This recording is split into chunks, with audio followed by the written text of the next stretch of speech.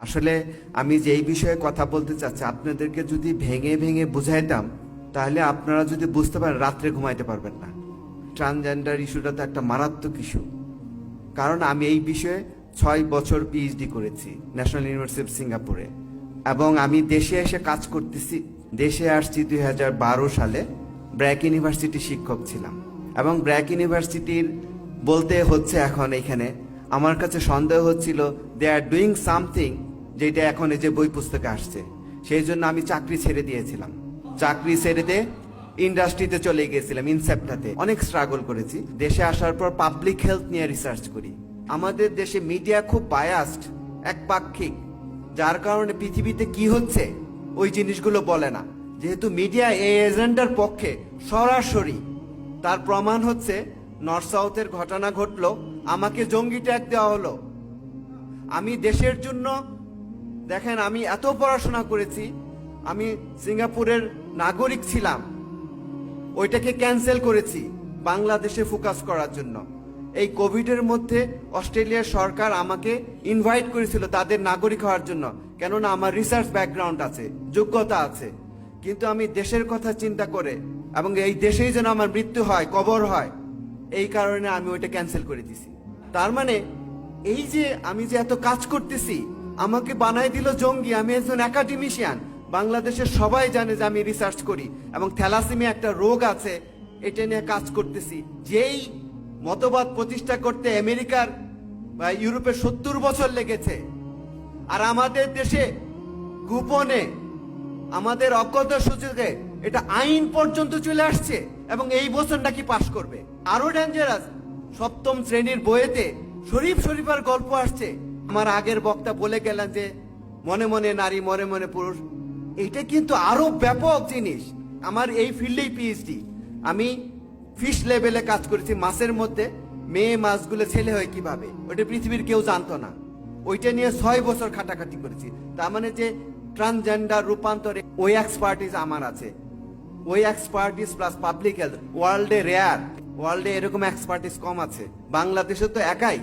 দেখেন আমার কথা আমাকে জঙ্গি বানাইলো একজন, সে দেশের জন্য কোনো কন্ট্রিবিউশনই করে নাই, বিকৃত মানসিকতা লালন করে। আর প্রত্যেকটা মিডিয়া, ডেইলি স্টার, প্রথম আলো, সমকাল, সবাই তার পক্ষে লেখলো। তার জন্য মানবাধিকার প্রতিষ্ঠান দাঁড়ায় গেল, বিভিন্ন এমবেসি থেকে, বাম পার্টি থেকে বক্তব্য দিল। সরোয়ার হোসেনের জন্য কেউ কিছু বললো না। এই যে আপনারা যে আছেন, একটা বিবৃতি দিয়েছেন। আমার লাইফ যে এখন ঝুঁকির মধ্যে, আপনারা কি জানেন? আমার পিছিয়ে যে অনেক লোক ঘুরতেছে, আমি বাইরে যেতে পারি না। এবং আমার প্রতিষ্ঠানে গতকাল শুনলাম আমার জন্য পলিসি তৈরি করছে, যেন চাকরি খেয়ে দিতে পারে। এই বিষয়ে যেই কথা বলবে তাকে চাকরি খেয়ে দিতে পারবে প্রাইভেট ইউনিভার্সিটি থেকে। আমাকে টার্গেট করে ওরা কমপ্লেন করছে, ওদেরকে চাপে ফালাইছে। আমি বললাম এটা কিভাবে সম্ভব? আমি শিক্ষক, আমরা কেন জাতি গঠন করি?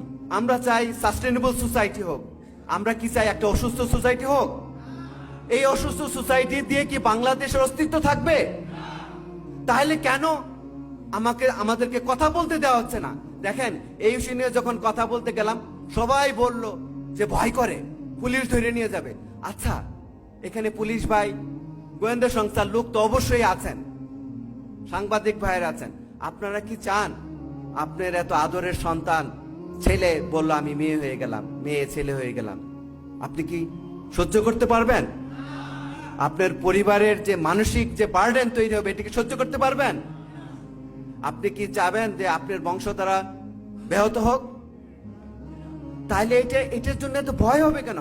উন্নত দেশের সমস্যা আছে, কিন্তু তারা তাদের বক্তব্য দিতে পারে।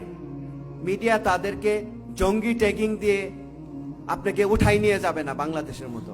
দুঃখ লাগে, এই দেশের জন্য আমার পরিবারে 5 জন মুক্তিযুদ্ধ করেছে। আমার বাবা মুক্তিযোদ্ধা ছিলেন, আমার মামা এখনো জীবিত আছেন। 5 জন একবারে ক্লোজ ফ্যামিলির। আমি কখনো এগুলো বলি না। আমার দাঁড়িয়ে আছে এই জন্য আমি জঙ্গি। আমি ইসলামের কথা বলি এই জন্য আমি জঙ্গি। তারপরে এই যে দেখেন টিম কুক, অ্যাপেল কম্পিউটার যে স্মার্টফোন, টিম কুক হচ্ছে, সে ঘোষণা দিল আমি I feel proud as a সমকামী। সারা পৃথিবী সেলিব্রেট করলো। আর আমি মুসলিম একাডেমিশিয়ান, এটা আমি বলতে পারি না বাংলাদেশে। Can you imagine? আমি মুসলিম প্রফেসর, এটা আমি বলতে পারি না। টিম কুকের টাকা আছে, সে বলতে পারে আমি সমকামী, সবাই তাকে অ্যাকসেপ্ট করো। বাংলাদেশের পত্র পত্রিকা অ্যাপ্রিসিয়েট করতেছে, তাদের অধিকার কায়েম হচ্ছে। আর এদিকে সরোয়ার হোসেনরা, এই যে আপনারা সবাই কাজ করতেছে, তারা হচ্ছে জঙ্গি। এই হচ্ছে আমাদের দেশ।